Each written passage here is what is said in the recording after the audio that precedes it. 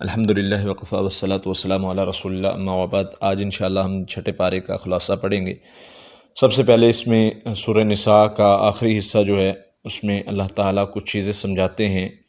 بری بات کو پھیلانے کے حوالے سے لا یحب اللہ الجہر بالسوء، اللہ تعالیٰ فرماتے ہیں کہ اللہ تعالیٰ تجھے برائی کو پھیلانے سے، برائی کی آواز کو بلند کرنے سے منع کرتے ہیں۔ جیسے کہ اللہ کے نبی صلی اللہ علیہ وسلم نے فرمایا ہے کہ کسی کا عیب، کسی کی برائی اگر نظر آتی ہے تو اس کو چھپانا ہے، نہ کہ اس کو پھیلانا ہے۔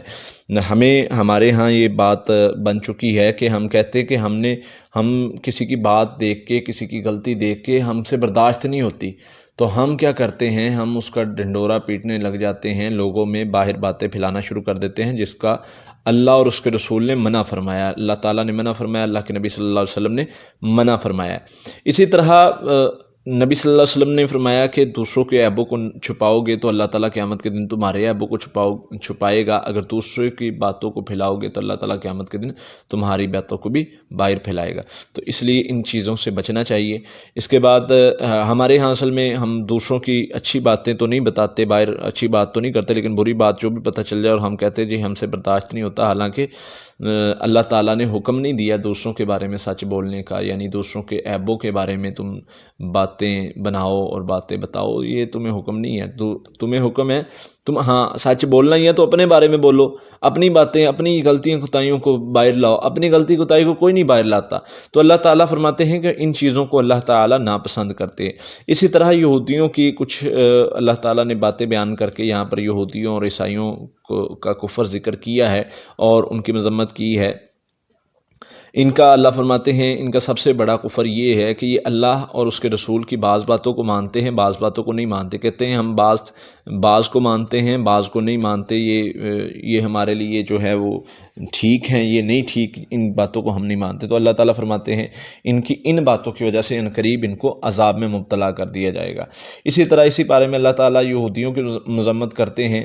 یہودیوں نے حضرت عیسیٰ علیہ السلام کو قتل کرنے کی کوشش کی، اللہ تعالیٰ نے ان کی حفاظت کی، اللہ تعالیٰ نے ان کی جگہ پر کوئی اور جو ہے وہ بندہ بھیج دیا، اور اس بندے کو جو حضرت عیسیٰ کا ہم شکل تھا جو ہے وہ سولی پر انہوں نے چڑھا دیا، اور اللہ تعالیٰ نے حضرت عیسیٰ علیہ السلام کو آسمان پر بلا لیا، روح اور جسم کے ساتھ اللہ تعالیٰ نے آسمان پر لے گئے۔ اسی طرح عیسائیوں کا اللہ تعالیٰ عقیدہ یا اسی بارے میں بیان کرتے ہیں اور اس کی مذمت کرتے ہیں کہ عیسائیوں نے حضرت عیسیٰ علیہ السلام کی شان میں غلو کیا، جو آگے چل کے ہم ذکر کریں گے۔ انہوں نے حضرت عیسیٰ علیہ السلام کی شان میں غلو کیا اور جو ہے وہ شرک کا شکار ہو گئے۔ تو عیسائیوں نے محبت کی وجہ سے جہنم میں جانا ہے۔ عیسائی جو ہیں جنہوں نے غلو کیا حضرت عیسیٰ علیہ السلام کی شان میں، انہوں نے محبت کرنے کی وجہ سے، زیادہ محبت کرنے کی وجہ سے جہنم میں جانا ہے۔ تو محبت کی ایک لمٹ ہے، اللہ نے، اللہ کے رسول نے سکھائی ہے۔ اللہ کے نبی صلی اللہ علیہ وسلم سے محبت ایمان کا حصہ ہے، جو نہیں کرتا، جو محبت نہیں کرتا وہ مومن نہیں ہے۔ لیکن محبت میں ایک لمٹ سکھائی اللہ کے نبی صلی اللہ علیہ وسلم نے فرمایا میرے صحابہ تم نے مجھے یہود و نصارہ کی طرح ایسے نہیں بڑھا دینا جیسے یہود و نصارہ نے اپنے انبیاء کو اللہ کا بیٹا کہہ دیا، محبت میں آ کر اس طرح غلوف نہیں کرنا۔ اس بات سے نبی صلی اللہ علیہ وسلم منع فرما کے گئے ہیں۔ تو اس بارے میں اللہ تعالیٰ ان کا یہود و نصارہ کا یہ عقیدہ بیان کر کے اس کی مذمت کرتے ہیں۔ اسی طرح سیدہ مریم علیہ السلام کا واقعہ اس میں موجود ہے۔ یہودیوں نے ان پر بہتان لگایا اور اللہ تعالیٰ نے اس کا جواب دیا اور ان کی جو ہے وہ سچائی کو بیان کیا۔ اللہ فرماتے ہیں حضرت عیسیٰ علیہ السلام جو ہیں سیدہ مریم کے بیٹے ہیں اور اللہ کی نشانی ہیں، اور اسی طرح اللہ تعالیٰ فرماتے ہیں کہ سیدہ مریم صدیقہ ہیں، سچی ہیں، پاک ہیں۔ اللہ تعالیٰ نے ان کی صفائی اور پاکیزگی کو اس بارے میں بیان فرمایا ہے۔ تو یہ یہودیوں کو جواب اور ان کی مذمت بھی اللہ تعالیٰ نے فرمائی ہے۔ اسی طرح اللہ تعالیٰ فرماتے ہیں کہ یہودیوں نے بہت ساری چیزوں کو اپنے اوپر حرام کر لیا تھا۔ پچھلے پارے میں ہم پڑھ چکے ہیں کہ یہودی اعتراضات کرتے تھے کہ تم ایک ملت کو مانتے ہو، تو ایک ملت میں، ہماری ملت میں جو ہے حضرت ابراہیم علیہ السلام کی ملت میں تو یہ چیزیں جائز نہیں ہیں، تو تمہارے لیے کیسے جائز ہیں؟ اللہ تعالیٰ فرماتے ہیں کہ اپنی کتاب میں لکھاؤ۔ ان کو اللہ تعالیٰ چیلنج کرتے ہیں قرآن پاک میں کہ اگر تم کہتے ہو کہ یہ چیزیں حرام ہیں تو دکھاؤ کہاں کس جگہ پر لکھا ہوا ہے حرام ہے، تو رات لے آؤ، تمہارے لیے تو یہ چیزیں حرام نہیں تھی مگر تم نے خود اپنے اوپر حرام کی تھی۔ تو یہاں پر اللہ تعالیٰ وہی چیزوں کا ذکر کر کے دوبارہ فرماتے ہیں کہ بہت ساری پاکیزہ چیزیں جو ہم نے ان پر حلال کی تھی وہ انہوں نے اپنے اوپر حرام کر لیں۔ آگے چل کے ہم ایک پارے میں پڑھیں گے، اللہ تعالیٰ نے اسی بات کو وضاحت کے ساتھ بیان کیا گیا ہے۔ اللہ تعالیٰ فرماتے ہیں ان لوگوں نے اپنے جو ان کے بڑے تھے، بزرگ تھے، ان کو اپنا رب بنا لیا، ان کو معبود بنا لیا۔ تو ایک صحابی جو مسلمان ہوئے تھے انہوں نے کہا اللہ کے نبی صلی اللہ علیہ وسلم ہم ان کی عبادت تو نہیں کرتے تھے۔ آپ نے فرمایا کیا ان کی حلال کردہ چیزوں کو تم حلال نہیں سمجھتے تھے؟ کیا ان کی حرام کردہ چیزوں کو تم حرام نہیں اپنے اوپر کر لیتے تھے؟ کہنے لگے ہاں اللہ کے نبی صلی اللہ علیہ وسلم ہم حرام تو اس طرح کرتے تھے۔ آپ نے فرمایا یہی عبادت ہے۔ تو آج ہمیں کوئی بھی عالم ہم پر کوئی چیز کہتا ہے کہ یہ تم پر حرام ہے، یہ حلال ہے، حالانکہ اللہ نے وہ حلال یا حرام کی ہو، تو وہ ہمارے لیے جائز نہیں کہ ہم اس کی بات مانیں جب اللہ کا فرمان ہمارے پاس موجود ہو۔ اسی طرح حضرت عیسیٰ علیہ السلام کو اللہ تعالیٰ فرماتے ہیں، حضرت عیسیٰ علیہ السلام جو ہیں وہ اللہ کے رسول اور بندے ہیں۔ اللہ تعالیٰ فرماتے ہیں کہ مت کہو تم یہ چیز مت کہو کہ وہ تین ہیں، بلکہ اللہ ایک ہے، اللہ کی کوئی اولاد نہیں ہے۔ اسی طرح سورۃ اخلاص میں اللہ تعالیٰ نے یہ عقیدہ واضح طور پر بیان کیا ہے، قل هو اللہ احد، کہہ دے اللہ ایک ہے، اللہ الصمد لم یلد ولم یولد ولم یکن لہ کفوا احد، یعنی اللہ تعالیٰ ایک ہے، وہ بے نیاز ہے، اس کی کوئی اولاد نہیں ہے، نہ وہ کسی کی اولاد ہے۔ تو یہ ایک عقیدہ عیسائیوں نے جو عقیدہ بنا رکھا تھا، نعوذ باللہ ان کے 2-3 عقیدے تھے، وہ آگے چل کے ہم انشاءاللہ پڑھیں گے، اسی پارے میں انشاءاللہ ذکر کیا گیا ہے۔ سورہ مائدہ میں اللہ تعالیٰ سب سے پہلے عہد کو پورا کرنے کا حکم دیتے ہیں تمہارے لیے، اور جو اللہ اور بندوں کے درمیان عہد ہے، تمہارے اور تمہارے رب کے درمیان عہد ہے، اس کو پورا کرو۔ جو انسانوں کے درمیان عہد ہے اس کو پورا کرو، اور اس عہد کو پورا کرنے والوں کے لیے اللہ تعالیٰ نے انعام رکھا ہے، جو عہد کو پورا نہیں کرتے ان کے لیے وعید بیان فرمائی ہے۔ اسی طرح حرام چیزوں کے حوالے سے اللہ تعالیٰ نے ذکر کیا ہے، خون تم پر حرام ہے، بہتا خون ہے وہ تمہارے لیے حرام ہے۔ اسی طرح خنزیر کا گوشت، مردار حرام ہے تمہارے لیے، گلا گھٹنے سے مرنے والا جانور، چوٹ لگنے سے مرنے والا جانور، ہاں مگر تم اس کو ذبح کر لو۔ ہاں جس کو ذبح کر سکتے، ذبح تم نے کر لیا کہ وہ زندہ تھا، چوٹ لگی ہے یا اس کا گلا گھٹ گیا ہے لیکن اس کو سانس آ رہا ہے اور تم ذبح کر لیا تم نے، تو وہ تمہارے لیے حلال ہے۔ اگر ذبح نہیں کر سکے، وہ اسی طرح یعنی کہ مر گیا ہے، تو وہ تمہارے لیے حلال نہیں ہے۔ اور اسی طرح غیر اللہ کے نام کا کوئی بھی غیر اللہ کے نام پر اگر کوئی جانور ذبح کیا گیا تو وہ بھی تمہارے لیے حلال نہیں ہے۔ جس طرح خنزیر تمہارے لیے حرام ہے، اسی طرح غیر اللہ کے نام پر ذبح کیا گیا گوشت وہ تمہارے لیے حرام ہے۔ اسی طرح اللہ تعالیٰ فرماتے ہیں نماز کے لیے طہارت کا اہتمام کرنے کا حکم دیا ہے۔ یا ایھا الذین آمنوا اذا قمتم الی الصلاۃ فاغسلوا وجوہکم، جب تم نماز کے لیے کھڑے ہو تو کیا کیا کرو، اپنے ہاتھوں کو، منہ کو، پاؤں کو دھو لیا کرو۔ تو یہ وضو کا حکم ہے، اس کی وضاحت حدیث میں دی گئی ہے کہ کس طریقے سے وضو کرنا ہے۔ ہاں آگے فرمایا ہے کہ اگر تم جنبی ہو، تم پر غسل واجب ہے تو غسل کر لو۔ ہاں آگے اس کی وضاحت میں فرمایا ہے کہ اگر تم یعنی پانی میسر نہیں ہے، یا تم سفر میں ہو، یا پھر سفر میں ہو پانی میسر نہیں ہے، یا پھر تم اس حالت میں ہو کہ تمہارا پانی کا استعمال کرنا تمہاری صحت کے لیے وہ بیماری کا باعث بن سکتا ہے یا موت کا باعث بن سکتا ہے، مثلا مریض ہو، تو پھر تم تیمم کر لو۔ تو تیمم کا حکم قرآن پاک میں پہلے بھی ہم پڑھ چکے ہیں، پچھلے پارے میں بھی اور اس پارے میں بھی حکم ہے۔ بار بار ایک بات یہاں پر بڑی اہمیت کی حامل ہے کہ اس بارے میں اللہ تعالیٰ نے بار بار مومنوں سے وعدے کیے ہیں کہ جو بندہ یہ کام کرے گا، نیکی کرے گا، اللہ کے سامنے جھکے گا، عبادت کرے گا، اس کے لیے جنت ہے، اس کے لیے بشارت ہے، اس کے لیے خوشخبری ہے۔ اس بارے میں یہ دیکھ رہا تھا کہ بہت سارے کافروں کے لیے یہود و نصارہ کا زیادہ ذکر کیا گیا ہے، ان کے عقیدوں کا ذکر کیا گیا ہے، ان کے کاموں کا ذکر کیا گیا ہے، وہ کیا کیا کرتے تھے، ان باتوں کا ذکر کر کے اللہ تعالیٰ نے فرمایا کہ ان کے لیے سخت عذاب ہے۔ اس کے بعد اللہ تعالیٰ فرماتے ہیں لَقَدْ كَفَرَ الَّذِينَ، کفر کیا ان لوگوں نے، کن لوگوں نے؟ جنہوں نے حضرت عیسیٰ علیہ السلام کو اللہ کہنا شروع کر دیا کہ یہی رب ہے۔ تو اللہ تعالیٰ نے ان کا جواب میں کہا ہے کہ اللہ ایک ہے، اسی کی عبادت کرو، وہی بادشاہ ہے، تو اس لیے اس کے علاوہ کسی اور کی عبادت نہ کرو۔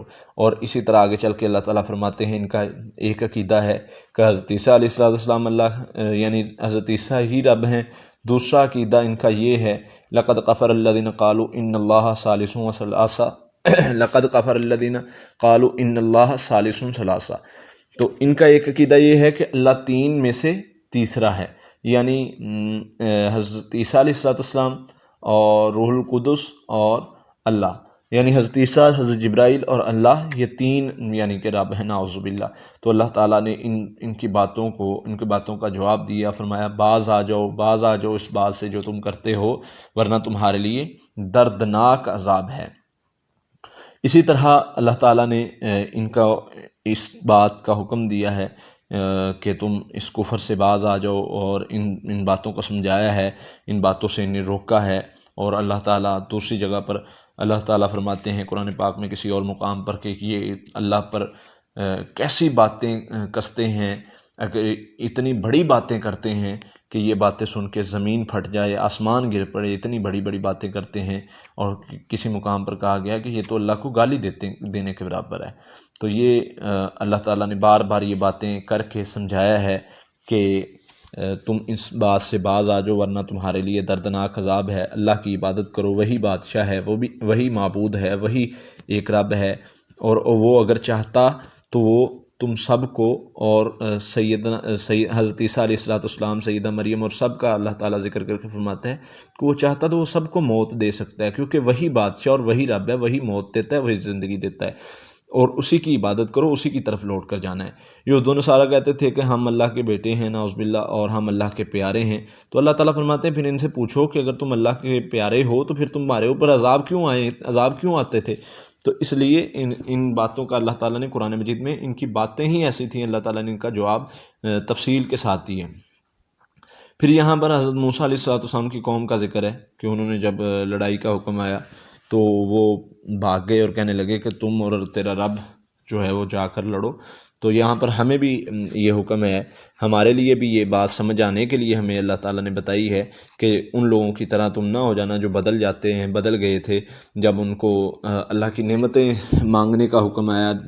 جب نعمتوں کی ضرورت تھی تو اللہ تعالیٰ نے نعمتیں دی، جب حکم آیا، اللہ نے حکم دیا، تو پھر وہ بدل گئے اور پھر گئے اپنی باتوں سے، اور کہنے لگے موسیٰ علیہ السلام سے کہ تم اور تیرا رب جا کر لڑو، ہم لڑ نہیں سکتے۔ اس کے بعد حضرت آدم علیہ السلام کے بیٹوں کا واقعہ ملتا ہے۔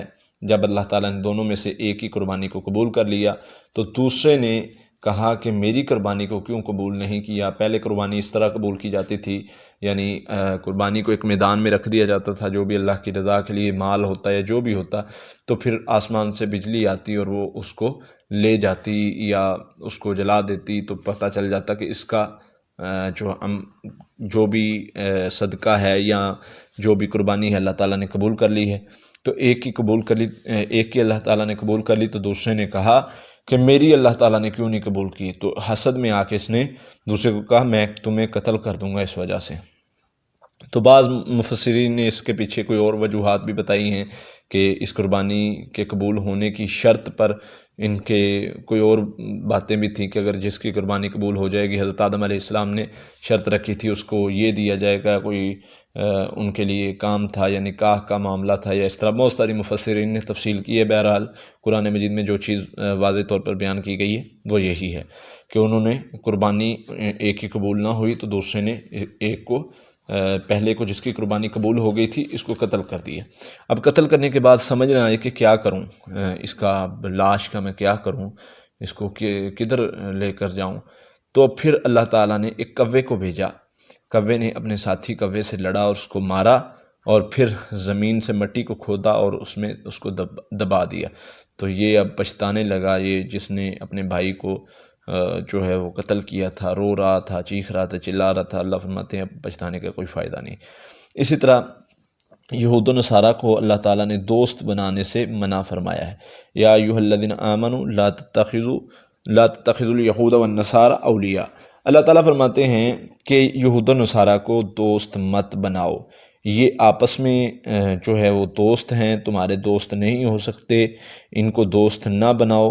جو ان کو دوست بنائے گا وہ یاد رکھیں اللہ تعالیٰ ظالموں کو ہدایت دینے والا نہیں، یعنی یہ آپس میں ملے ہوئے ہیں، یہ تمہارے دوست نہیں ہو سکتے، یہ تمہیں ہمیشہ نقصان پہنچاتے ہیں۔ اس کی وجہ کیا ہے؟ اللہ تعالیٰ نے وجہ بھی بیان فرما دی، تمہارے دین کا مذاق بناتے ہیں، یہ تمہارے دوست کیسے بن سکتے ہیں؟ یہ تو تمہارے دین کا مذاق اڑاتے ہیں، مذاق بناتے ہیں۔ جب تمہیں نماز کے لیے بلایا جاتا ہے تو یہ اس بات کا بھی مذاق اڑاتے ہیں، یعنی اذان ہوتی ہے تو اس بات کا بھی مذاق اڑاتے ہیں اور کھیلتے ہیں اور شور کرتے ہیں۔ تو یہ اللہ تعالیٰ نے بہت ساری وجوہات بیان کر کے فرمایا کہ تم ان لوگوں کو اپنا دوست نہ بناؤ۔ اور اسی طرح اللہ تعالیٰ نے فرمایا ہے کہ تمہارے دوست کون ہیں؟ تمہارے دوست اللہ، تمہارا دوست اللہ ہے، اس کا رسول ہے اور ایمان والے ہیں، اور جو لوگ ان لوگوں کو دوست بناتا ہے یہی لوگ غالب آنے والے۔ تو اس لیے اللہ تعالیٰ نے اس چیز کو وضاحت کے ساتھ بیان کر دیا ہے۔ اس بارے میں ہم دیکھیں گے کہ اللہ تعالیٰ نے یہود و نصارہ سے بہت زیادہ جو ہے وہ ناراضگی کا اظہار کیا ہے۔ ان کی وجوہات کیا تھی؟ مین جو وجوہات تھیں اس بارے میں ہم نے پڑھی ہیں، اس میں کون کون سی وجوہات تھی جن کی وجہ سے یہود و نصارہ کو اللہ تعالیٰ نے ناپسند کیا ہے؟ اس میں پہلی وجہ یہ تھی کہ یہ بعض پر ایمان لاتے، کہتے بعض پر ہم ایمان لاتے نبیوں پر، بعض نبیوں پر ہم ایمان نہیں لائیں گے، یا نہیں لاتے، بعض کو ہم مانتے بعض کو نہیں مانتے۔ تو ایک وجہ یہ تھی۔ اس کے بعد حضرت موسیٰ علیہ السلام کے ساتھ بیجا سوال کرنا کہ جی ہمیں اللہ تعالیٰ دکھاؤ پھر ہم مانیں گے، تو یہ بھی اللہ تعالیٰ کی ان پر ناراضگی کی وجہ تھی۔ اسی طرح سیدہ مریم پر بہتان لگانا، یہ بھی اللہ کی ناراضگی کی وجہ تھی۔ اسی طرح دین میں غلو کرتے تھے، حضرت عیسیٰ علیہ السلام کی محبت میں جو ہے ان کو رب کہنے لگ گئے، کچھ نے ان کو اللہ کا بیٹا کہہ دیا، تو یہ اللہ تعالیٰ کی سخت ترین ناراضگی کا وجہ بنی۔ اس کے بعد یہ وعدہ کرتے تھے، تو اللہ تعالیٰ سورۃ مائدہ آیت نمبر 13 میں فرماتے ہیں کہ یہ وعدہ شکنی کرتے تھے، جس کی وجہ سے اللہ تعالیٰ نے ان پر لعنت فرمائی ہے۔ اور اسی طرح یہ اللہ کے کلام میں تحریف کرنے والے تھے۔ سورۃ مائدہ آیت نمبر 13 میں اللہ تعالیٰ نے ان کی اور ایک جو علامت بتائی ہے جن کی وجہ سے اللہ تعالیٰ ان سے ناراض ہوئے، یہ اللہ کے کلام میں جو اللہ تعالیٰ نے ان پر کتاب نازل کی ہے اس میں تحریف کرتے تھے، اپنی پسند کا مسئلہ نکالنے کے لیے تحریف کر دیتے تھے، یعنی بدل دیتے تھے اس کو۔ اس کے بعد اللہ کی ناراضگی کا سبب بننے کی بڑی وجہ، انہوں نے کفر کیا، اللہ کو حضرت موسیٰ علیہ السلام کو اللہ کا بیٹا کہہ دیا۔ اور اسی طرح ایک ناراضگی کہ اللہ کی یہ بھی وجہ بنی کہ جب اللہ تعالیٰ نے ان کو بلایا کہ نکلو لڑائی کے لیے، تو انہوں نے کہا، حضرت موسیٰ علیہ السلام سے انکار کر دیا، بزدلی دکھائی کہ تم اور تیرا رب جا کے لڑو، ہم لڑنے والوں میں سے نہیں ہیں کہ ہم نہیں لڑیں گے۔ پھر اسی طرح اللہ تعالیٰ نے فرمایا کہ یہ ان پر اللہ تعالیٰ نے لعنت کی ہے۔ اس کی کس وجہ سے اللہ تعالیٰ نے ان پر لعنت کی ہے؟ کیونکہ یہ معبود بناتے تھے باطل چیزوں کو، باطل بتوں کو، یہ باطل عقائد کو لے کے ان کا جو ہے وہ عقیدہ جو تھا وہ غیر اللہ کی عبادت کا تھا، جس کی وجہ سے اللہ تعالیٰ نے اس بارے میں ان پر لعنت فرمائی ہے۔ اسی طرح ان کا عقیدہ تثلیث جو ہے وہ تین میں سے اللہ کو تیسرا مانتے ہیں، یعنی کہ 3 الہ مانتے ہیں، 3 رب مانتے ہیں۔ تو اس پر بھی اللہ تعالیٰ نے ان کو سخت عذاب کی وعید بیان فرمائی ہے کہ سخت عذاب ہوگا اس پر اگر یہ واپس نہ آئے، اگر اس بات سے یہ نہ مڑے۔ پھر اسی طرح اللہ تعالیٰ فرماتے ہیں کہ ان کو اللہ کی ناراضگی کی ایک وجہ ان سے یہ بھی تھی کہ یہ ایک دوسرے کو جو ہے وہ گناہ کرنے سے روکتے نہیں تھے۔ ہمیں بہترین امت اسی لیے کہا گیا ہے کہ نیکی کا حکم دینے والے اور گناہ سے، برائی سے روکنے والے، لیکن ان کی جو ہے وہ بڑی وجہ اللہ تعالیٰ نے بیان فرمائی ہے کہ یہ ایک دوسرے کو نیکی کا، برائی سے نہیں روکتے تھے۔ اور اسی طرح اللہ تعالیٰ نے ان کے بارے میں فرمایا کہ جب ان کو نماز کے لیے بلایا جاتا ہے، جب تم کو نماز کے لیے بلایا جاتا ہے تو یہ کیا کرتے ہیں؟ یہ مذاق اڑاتے ہیں۔ تو اس وجہ سے بھی یہ اللہ کی ناراضگی کا بڑی وجہ بنی اللہ تعالیٰ کو ناراض کرنے کی۔ تو یہود و نصارہ سے اللہ تعالیٰ ناراض ہوئے، اس کی وجوہات یہ میں نے ذکر کی ہیں۔ تو ہم نے اپنے اندر سے یہ چیزیں ختم کرنی ہیں تاکہ اللہ تعالیٰ ہم سے راضی ہو جائے اور اللہ تعالیٰ کی ناراضگی کا سبب نہ بنے۔ اللہ سے دعا ہے اللہ تعالیٰ ہمیں